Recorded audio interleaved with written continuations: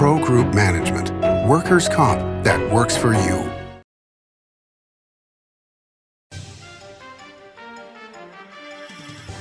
Welcome to Nevada Newsmakers. On the broadcast today, A.G. Burnett joins us. He's the former chairman of the Nevada Gaming Control Board, here for the whole show on an all-new Nevada Newsmakers. Safety. We all think about it. You think about it when he buckles in, when you check your mirrors and put away your phone. RTC thinks about safety too. In fact, we create it. Center turn lanes mean fewer blind spots. Bike lanes keep cyclists and you safe. Roundabouts reduce injury collisions, and all these crosswalks are designed to keep families like yours safe. Safety is your priority, and it's ours too. Every day, in everything we do. Retail's impact on Nevada's economy? Enormous. 8,600 businesses, large and small, employing 145,000 workers. And last fiscal year, retail paid tax on nearly $60 billion in sales. We're the Retail Association of Nevada. We support retail, we help it grow, and we mean business. RANNV.org. Pro Group Management is the place where companies can find workers' comp solutions that are designed to meet their specific business requirements.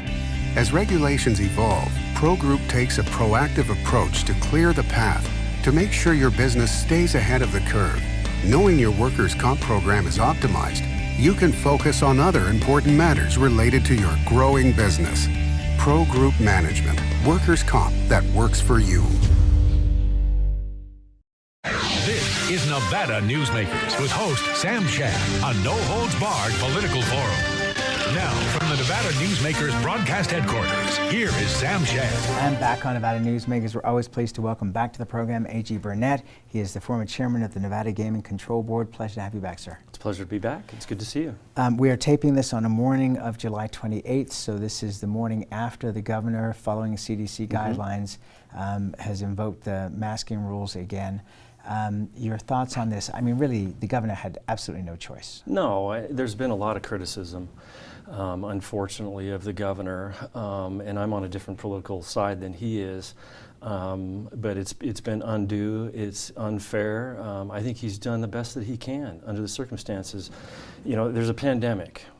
There's a disease that's infectious, that's raging through our state once again. And in order for us to get back to where we were a month or two ago, you know, he's got to do what he's got to do. And some people aren't happy about wearing masks, but I think it's the appropriate decision. Well, also, the entire economy of the state, if you base it on the gaming industry, is at risk because you now have states and counties who are saying, do not go to Nevada. Yeah, absolutely. Do not go to Las Vegas. Absolutely. Yeah, I think you have some foreign nations that are saying that. You have some other states that are saying that. Now, Sam, I just thought of this, but if you go back to a few shows ago where I sat down with you, maybe a few years ago, I believe a question you asked me was, what keeps you up at night, when I was chairman of the Gaming Control Board. And it was a little bit laughable at the time, but it was true. The things that kept me up at night that I truly worried about regarding the state's economy were things like a natural disaster, a large earthquake, some kind of civil unrest or terrorist event, especially on the Strip, which would be devastating to our economy, and a pandemic. And I think we also talked about how a pandemic might come through Asia, how I always kept my eye on Hong Kong, on Macau.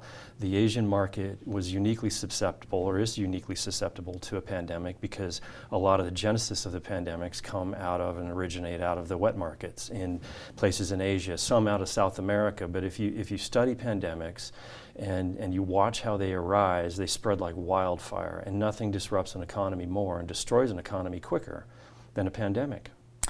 Pat Mulroy was on the program, it's over a year now, but we were talking about this, and she's of course a board member of Wynn Resorts, and she was saying that the properties in Macau were practicing fast shutdowns and fast reopenings because they knew that there are going to be more pandemics coming, and they wanted to be prepared for it. Yeah, my first introduction to pandemics came when I was on a fly fishing trip in Alaska years and years ago, and there was a person on that trip that was a scientist with the CDC, and it was just, campfire conversation, but she mentioned a pandemic, and I said, "What's that?" I was right out of law school at that time, and she explained pandemics, and she said to me, "It's not a matter of if, but when there's another pandemic comparable to the 1917-18 flu." And now because of air travel, the quickness with which we can move our bodies from one place to another, the infections can increase exponentially. Now, Pat is also referring to, I think, another thing that has affected Macau, which is the typhoons and the hurricanes. And as you recall, in Macau, they've had a few of those, and in one instance, it actually shut down casino operations for some time. They had water issues.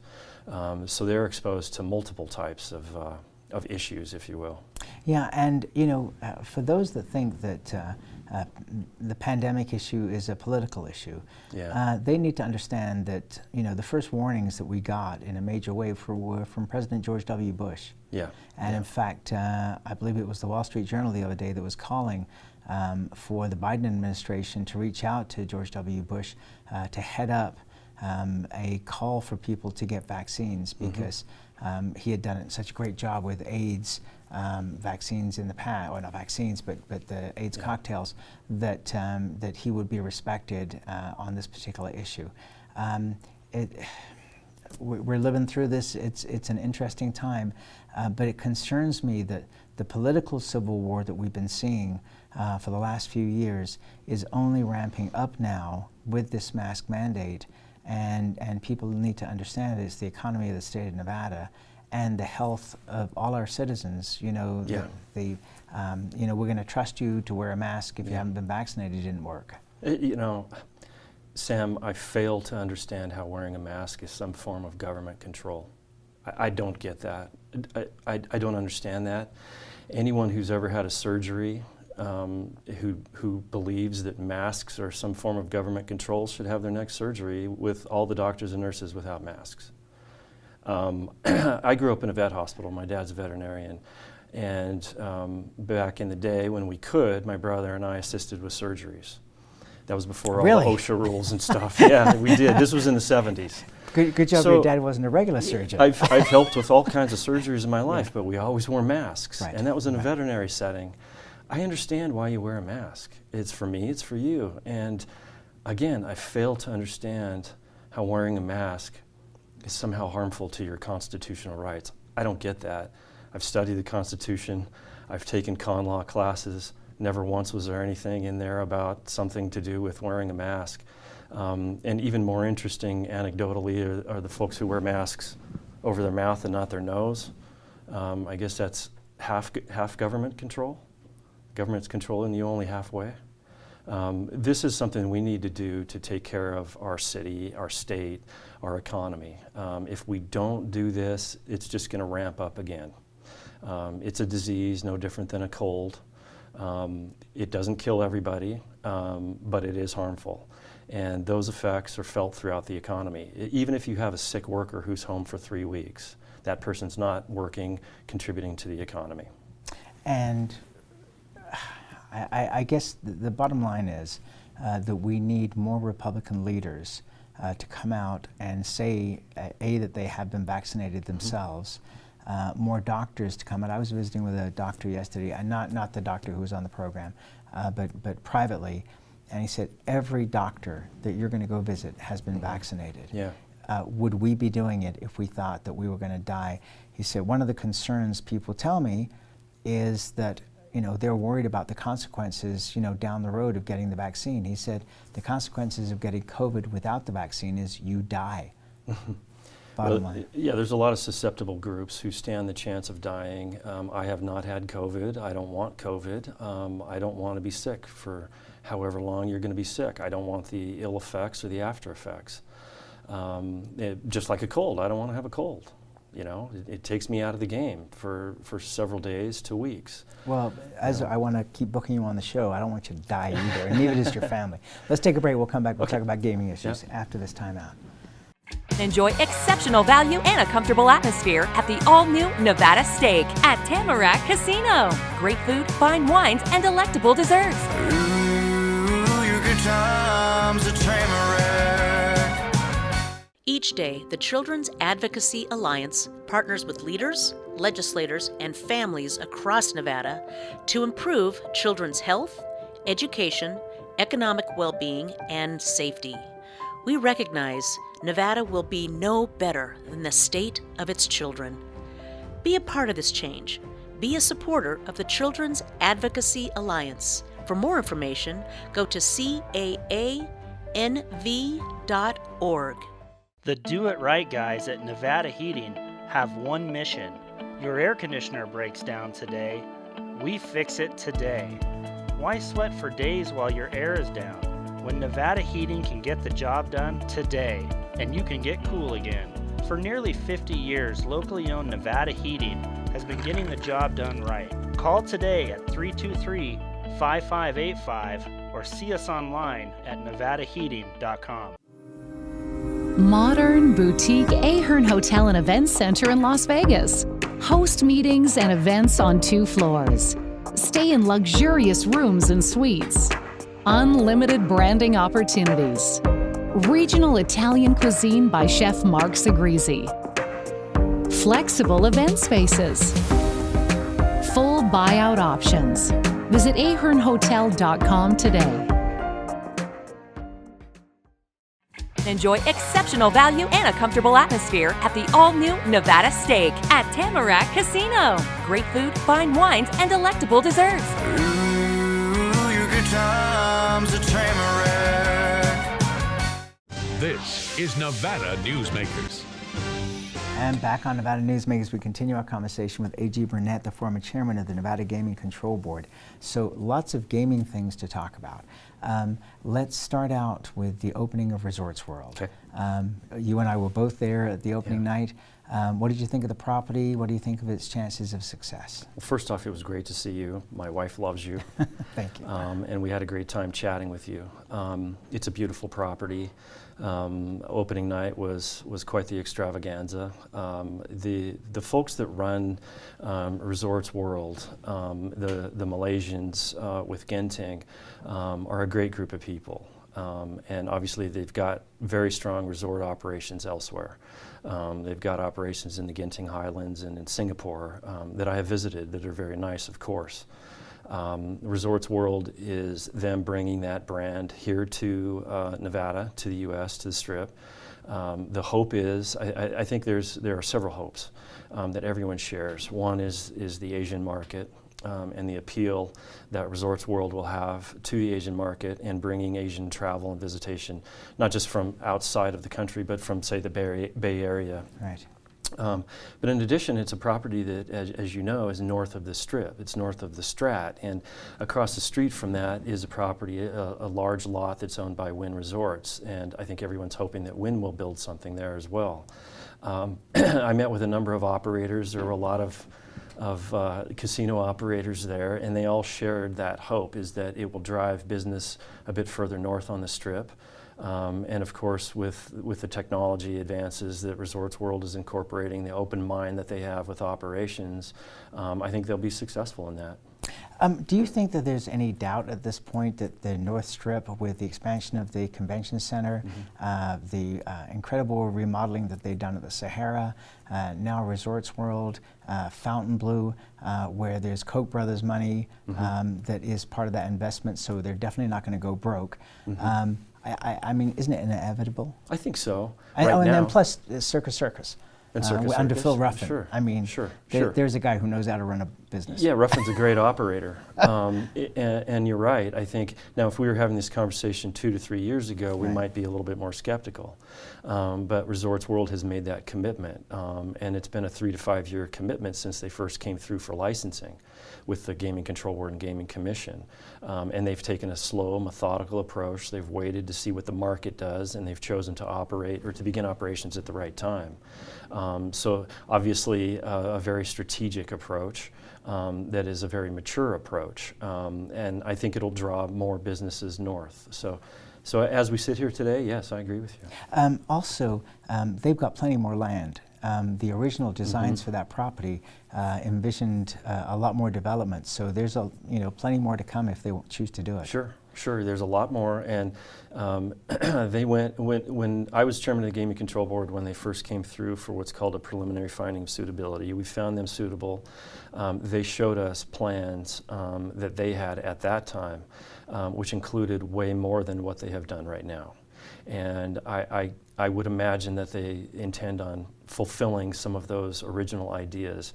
An aquarium, for example, more restaurants and dining and retail, for example. And they can do that with that footprint. And also they've got that large pool area. Stunning. Which was, it's pretty large. Yeah, and probably one of the largest video screens in the world because it's the entire side of the tower. Yeah, and my hotel room was on that side. So I remember listening to Paris Hilton pretty much all night. That's wild. All right, so now I want to ask you the big question that I don't really know the answer to. Okay. I probably don't either if you don't. Well, we'll at least talk about it. So Las Vegas Sands invents, Sheldon Adelson invents the integrated resort.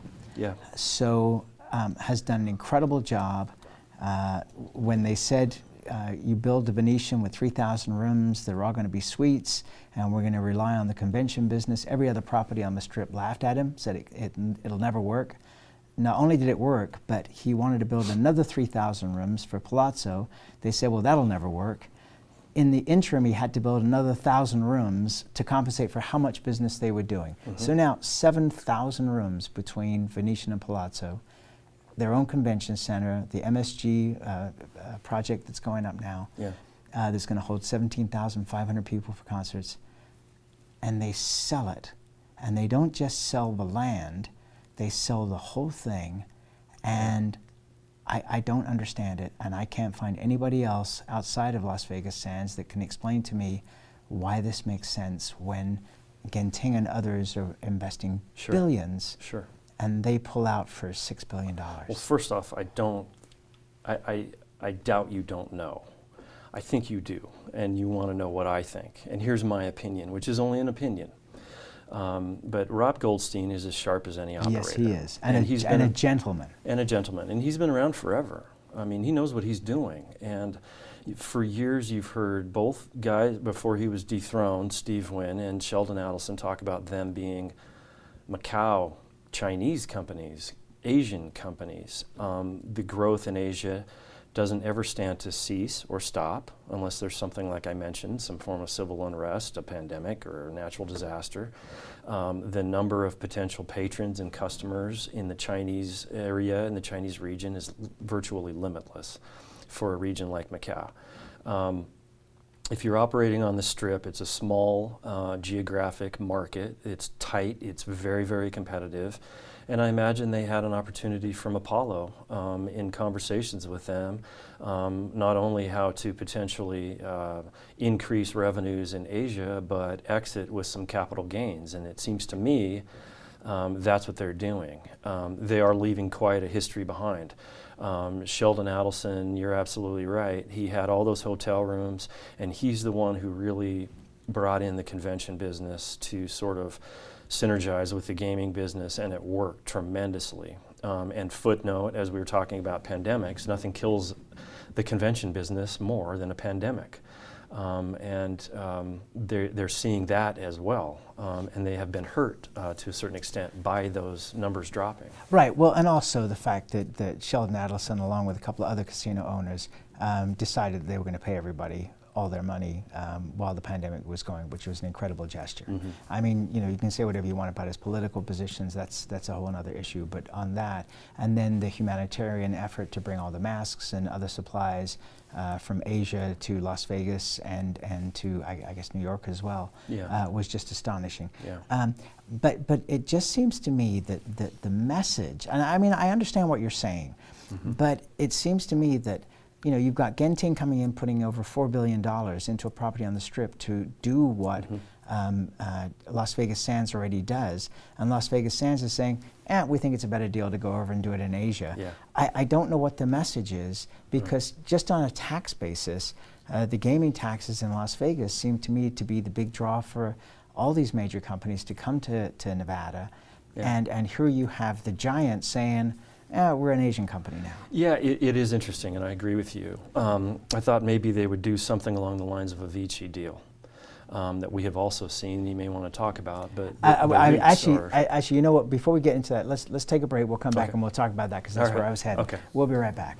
7 at 7 is available anytime, anywhere. I'm Riley Smith with your Vegas Golden Knights. Watch 7 minutes of nonstop news from the Las Vegas Review-Journal. Streaming on LVRJ.com and YouTube. Powered by the Las Vegas Review-Journal. I'm Jeff Gehrman, an investigative reporter with the Las Vegas Review-Journal. I'm your guide for Season 2 of Mobbed Up, The Fight for Las Vegas. You're in with every gangster and hoodlum in the United States. I don't go for that, Mr. Kennedy. I don't go for that kind of action. I was on television accused of fronting for the mob. Subscribe to Mobbed Up, The Fight for Las Vegas, Season 2, today on Apple Podcasts, Spotify, or wherever you get your podcasts. Southwest Specialties has been making the homes and businesses of Nevada beautiful for more than 20 years. Their experienced designers and craftsmen create the walkways, backyards, water features, and a variety of outdoor cooking areas that add curb appeal and value to your investment. Call today or visit them at their website and see how they can make your outdoor spaces special. Southwest Specialties, creative, distinctive, beautiful. Each day, the Children's Advocacy Alliance partners with leaders, legislators, and families across Nevada to improve children's health, education, economic well-being, and safety. We recognize Nevada will be no better than the state of its children. Be a part of this change. Be a supporter of the Children's Advocacy Alliance. For more information, go to caanv.org. 7 at 7 is available anytime, anywhere. I'm Riley Smith with your Vegas Golden Knights. Watch 7 minutes of nonstop news from the Las Vegas Review-Journal. Streaming on LVRJ.com and Twitter. Powered by the Las Vegas Review-Journal. This is Nevada Newsmakers. And back on Nevada Newsmakers, we continue our conversation with A.G. Burnett. He's the former chairman of the Nevada Gaming Control Board. So you brought up Vici. Give us the 30-second version of what a real estate investment trust is. I'll try. Which is what Vici is. Purely investments in real estate, commercial properties, and much like a mutual fund, I think started in the 1960s, authorized by Congress. So you could invest in properties, physical properties, like you invest in mutual funds, and 90% of the cash flow goes back to shareholders. Huge tax benefits. Okay, so you have pretty much most of the major properties working deals. Either they split off part of their company, like Caesars did with Vici, MGM Growth, and the list goes on. And so what they're doing is they're selling the land under the casinos to these real estate investment trusts. That's right. And then they're leasing back the casinos to be able to operate them. That's right. Howard Stutz had a great article over the weekend in the Nevada Independent talking about how MGM, who was the biggest landowner, I think it was 900 acres on the Strip, and now they have almost nothing. But they're still the largest operator. Still the largest operator. Yeah. But here's the question for you, which is, in speaking to people during the Great Recession, they said to me, first of all, that if a company has a share value less than $10, they can't borrow money. One of the other things, though, is if you don't own the land under your casino, then that is a huge bargaining chip as well in terms of when you need money. So does that concern you that these properties are cashing out a lot of money while still operating properties and paying, you know, these huge rents, which are fine because they work in the financial plan. But if there is a downturn in the economy, does that put some of these companies in danger? Yes, yeah. Is that a yes to in danger, or? Well, I understand where you're going, Okay. and I would say that yes, you have to be concerned, and I guess I say that from a former regulatory standpoint. Just in general, I'm always concerned about the Nevada economy and what might happen. So there's that. However, there are significant advantages to REITs, and the first one is in the gaming licensing scenario. The landholder, the landlord, doesn't have to get a gaming license. So you have some flexibility there as to who can own that property. It's the operator of gaming, the person or entity that exposes games to the public, that business has to get the license. So you have two sides here, and when one is faltering, the other is dependent upon that as well in tough times such as the recession. The other is that during the recession, one of the things that I think helped save the gaming industry was the fact that banks don't want to get a gaming license. So if an operator says, you know what, I can't make it, I'm looking at Chapter 13, I'm going to turn in the keys, that's a bad situation for both the landlord and the lender that has lent significant monies to the operator, and banks are going to come to the table at the end of the day to help the operator. If Yes, that makes sense. and we saw that with Station Casinos, we saw that with what is now Caesars, but El Dorado, when they were going through their deal with the Silver Legacy. In fact, I guess they used the same attorneys that have been used by Station Casinos. But it is a very interesting scenario. On the other hand, on the positive side, is that it gives these casino companies huge money to be able to invest in other things. It does. It's a huge influx of cash. It's immediate cash, and in the short term, they can spread that cash out. Long term, it may be that we go back from REITs into a different structure. And that's one of the things that I've always loved about the gaming industry is the corporate structures and the way things are done are so creative.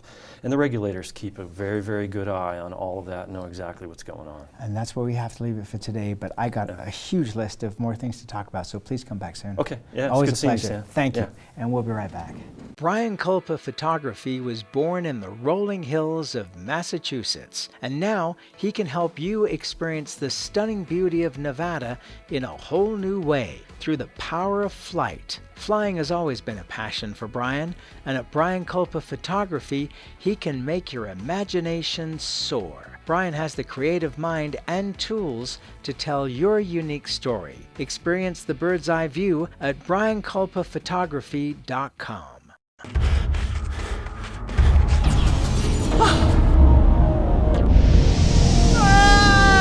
Hey, Dad? Why are you learning? This place is great. Huh? You gotta try this. Wow, this stuff is great. People are gonna love it. Yes. Yes, they will.